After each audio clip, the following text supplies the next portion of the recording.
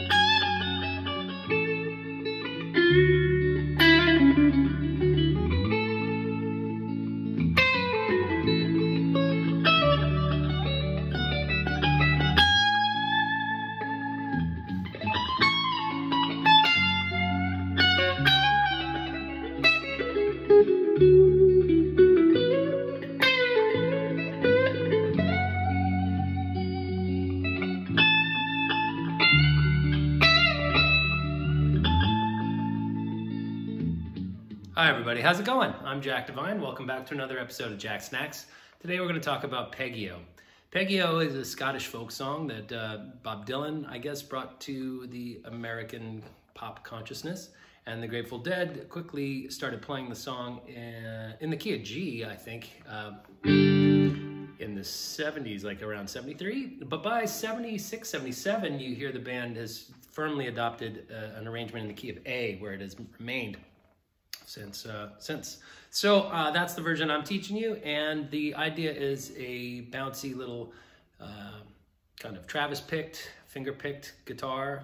It goes like this: A, D, back to A, down to F sharp minor, and then up to C sharp minor. And that's probably the trickiest part, is getting that change.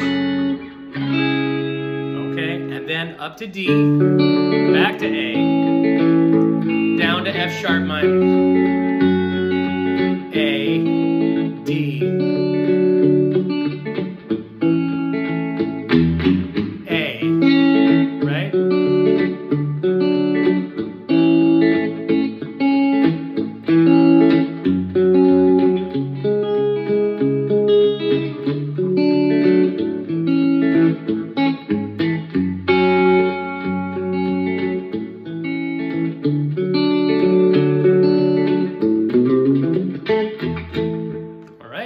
So if you don't know the harmony that you're soloing over, it makes it really difficult. So this is an exercise in melodic playing and chord tone soloing. This solo, I started on the neck pickup, and I start by playing the melody. Downbeat, we hit the A note over the A chord. But there's a little pickup lick.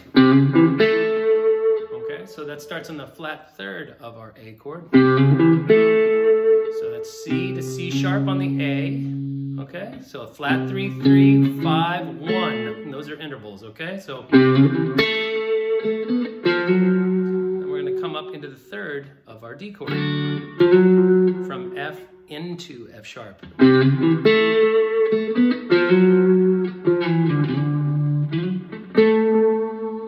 Now, the strategy behind all these little approach notes is basically trying to emulate the singer. Very few singers just go ding, ding, ding and hit like a keyboard, right? They usually slide into each note that they commit to.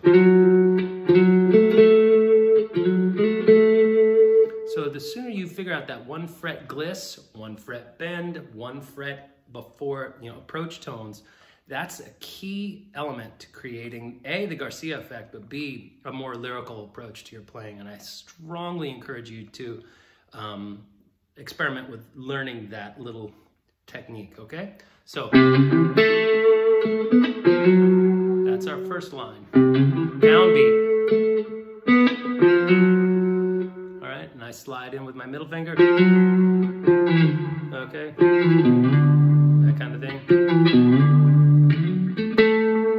All right, and I'm playing, darker tone and quietly, all right? Ultimately, I'm gonna be digging in, and the amp will kind of get a little snarkier, and it'll add more energy and drama to it, okay? So over the opening A chord. 1, 2, 3, 4. A, D, back to A, right? Then we're gonna take the next line and go.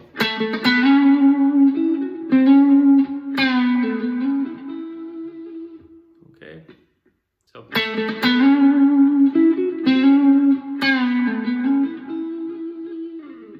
And again, we're trying to create that intimacy by not over picking. And when we want it, we have to lean in and then back off. A, D, up to A, 2, 3, 4. Okay, so now we're sliding up into the third of the A chord.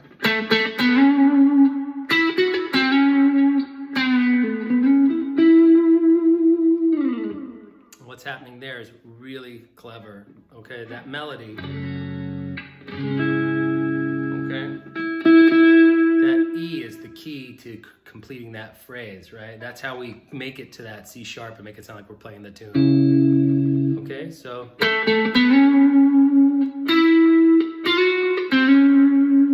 That's over the F sharp minor.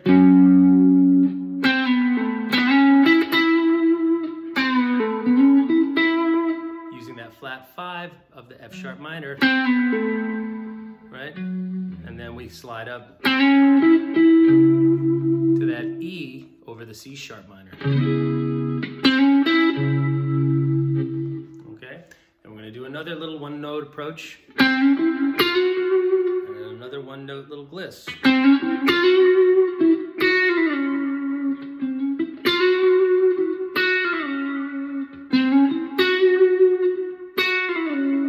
We're doing a little 3-note pull off, and then a slide to the A's. Okay, that's over the A chord, and we're hitting its major third. That's the D chord. So those are just major third and major third over the D. And now we've got the walk down to the F sharp. Okay, so.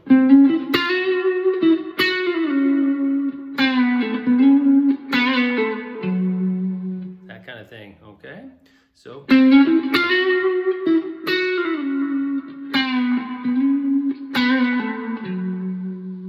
Now that's the root of our F sharp. Kind of bluesy tone there, okay? And the neck pickup on a Strat with a little overdrive really sounds nice for that bluesier sound, okay? And then there's this moment in the arrangement where you've got a little blank space that you can fill.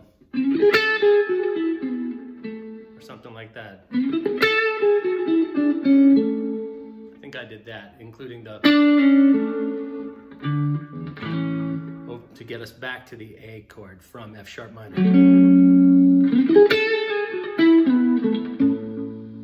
Back to D, and then from D back to A. So let's try it again.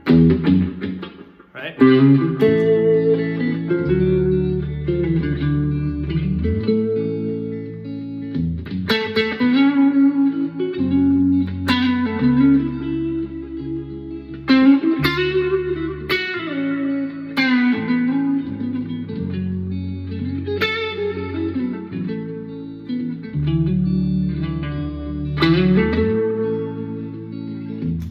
Okay, so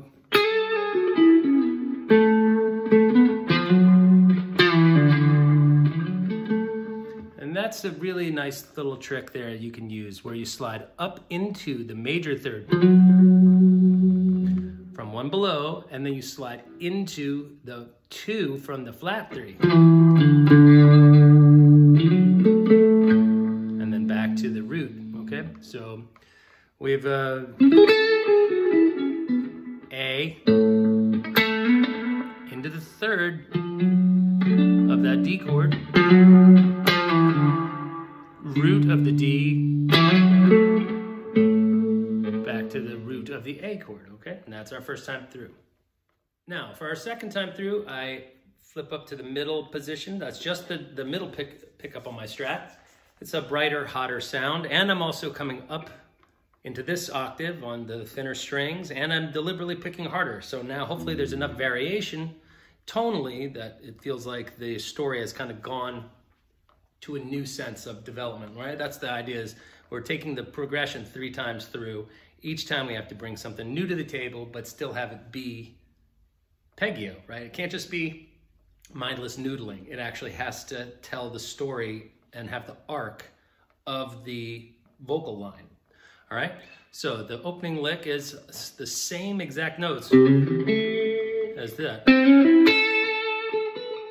Okay, so that's the first line verbatim. Okay,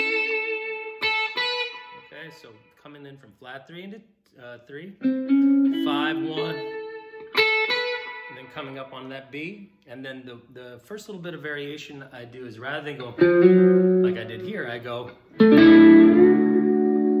okay, and this is a difficult move, all right? The ring finger and the pinky come up onto the 12th fret A and D string and form that, and that's part of our D chord. And we're gonna bend the 2 up into the major third of the D chord. Kind of a pedal steel technique. If you're unfamiliar with that, that's definitely gonna take you a little while. This is the same notes that you'd be using in that, right? That's A and E, I mean A and D, and so you've got A and D, and we're just putting it below the chord. Okay, and that is a challenge, all right, especially with 10s or 11s. Wow. All right, so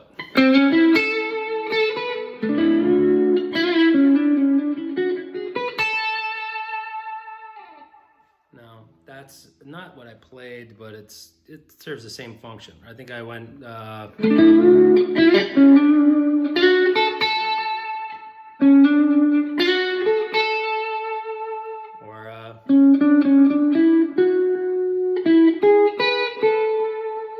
that's the inversion. That's like kind of a happier Garcia sound, which I think is kind of hip too.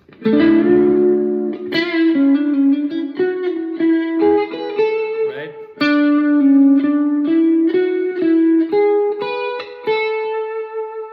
All right, and that's our first phrase. So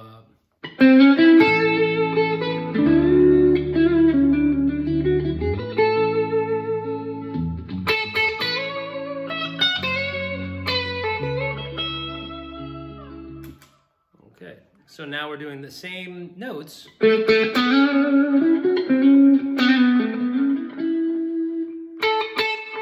we can do it one of 2 ways. We can slide up, kind of like a la Mike Campbell, that, and give it a lot of wiggle. We can do a little 1 fret bend. Which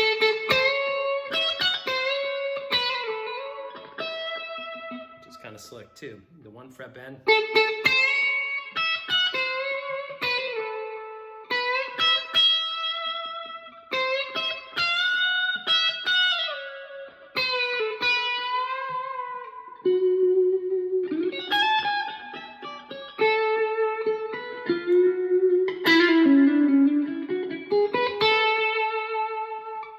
Kind of complete the story.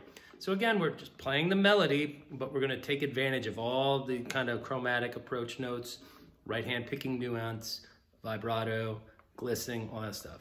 So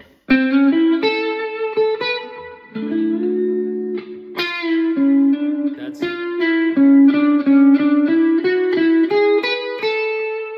2, 3, 4, or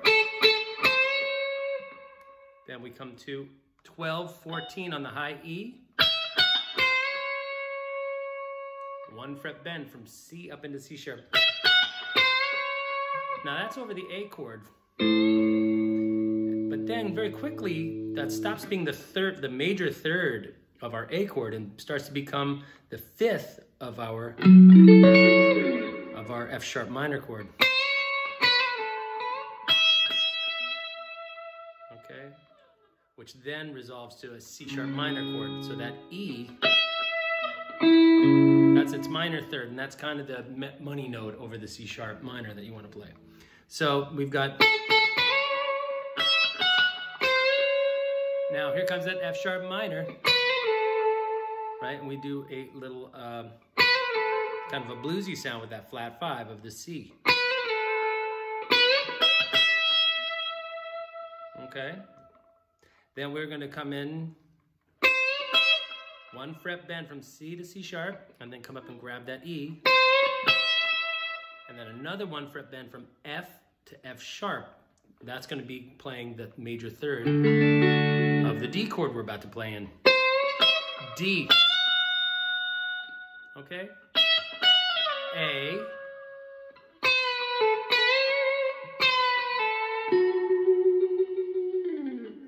All right, so D. Back to A. That's the C sharp is our third of A.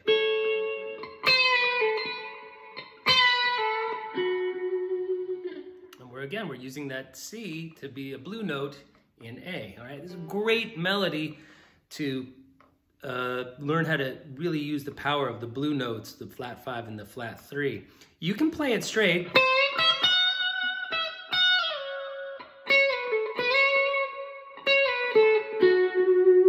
But it lacks a certain like sorrow to it.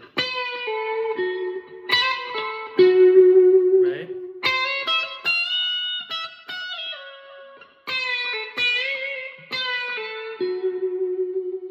Okay, we're ending on that F sharp, and then we come up here.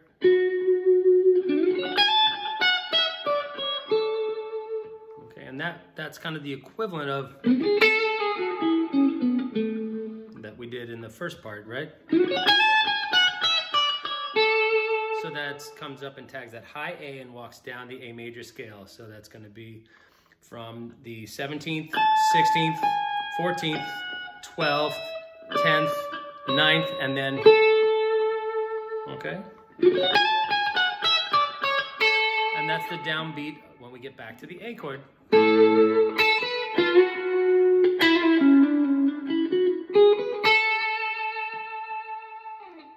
Start with, we end with the melody, really. Okay, so flat 3 up into the 3 of the D chord. And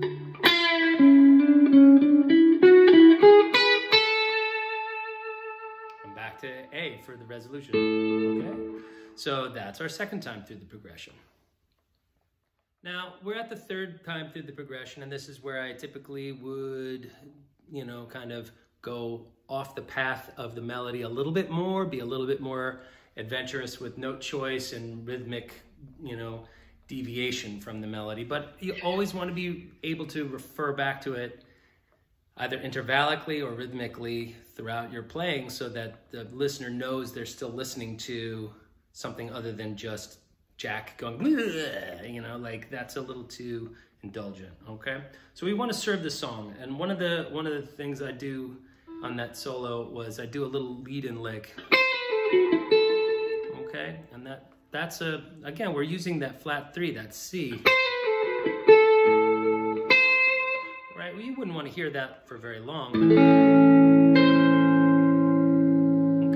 That's kind of an unpleasant sound, but it creates enough tension that when you release it into the 2 and then finally to there, it sounds really gratifying. All right, and that's our opening lick there. That's over the D chord. So A. So that's basically just an A arpeggio with this B note thrown in. So we come up the scale. You could do that, or I played the B. Then we're going to do another little arpeggio of the A chord. So that's 1, 3, 5. Okay, and that's over the D chord. A, D. And then we're going to jump after we hit that F sharp. We're going to take our index finger and we're going to go to the same fret. And then we're just going to climb up in groups of 4. Okay.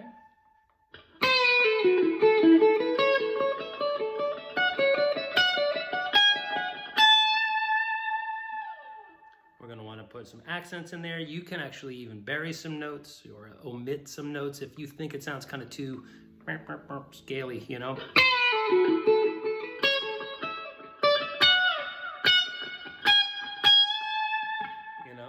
That's still the same idea in my mind, all right? So the idea is to get from the A to the D, back to the A, and start from here.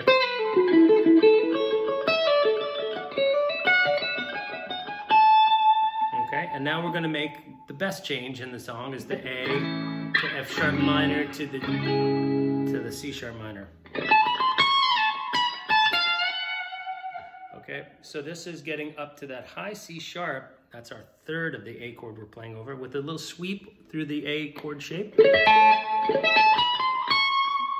chromatically from 2, flat 3 to 3 using these 3 fingers, or if you want, you can do it like that. And that, if you linger on that F note on the way into the D chord, nobody will hurt you. Okay. Actually, no, sorry, that's on the way into the F sharp minor chord. Sorry, that's really cool there. So that would be, right? Okay.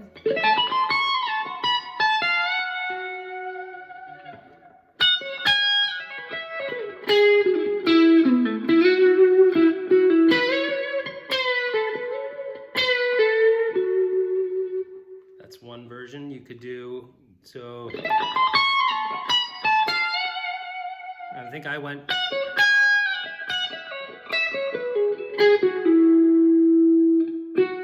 The main idea is that we're going to start playing over that C sharp minor out of this minor pentatonic.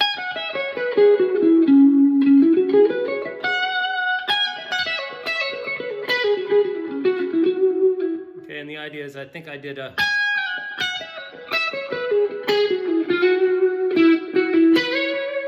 Into the third of the A chord, and everybody wants to hear it resolve to the third of the D chord. So, but I do, I think like that later down. So look out for that F sharp being displaced. Okay, the melody wants to go down, but I'm actually taking the same note and putting it up an octave. So.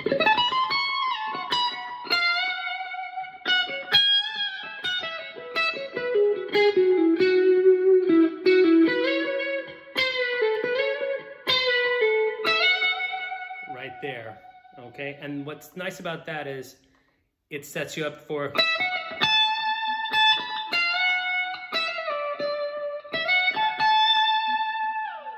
quoting the melody at the highest octave you can.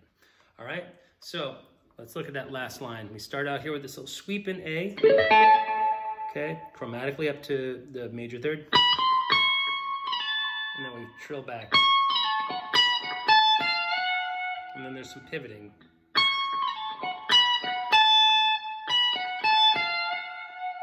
That F up to F sharp on the downbeat of the F sharp minor chord. Now you've got some options. You can go, or I think I played F sharp, C sharp. I actually prefer the sound.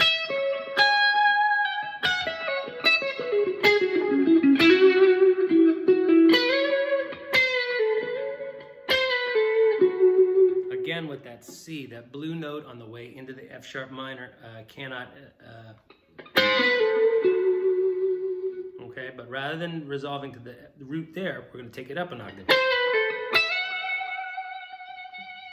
And then we do that, the Foxy Lady kind of idea where you're keeping the note, the energy in the string by just the strength of your own vibrato.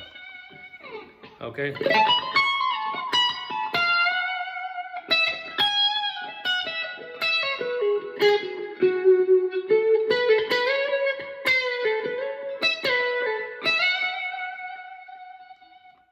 Okay, and then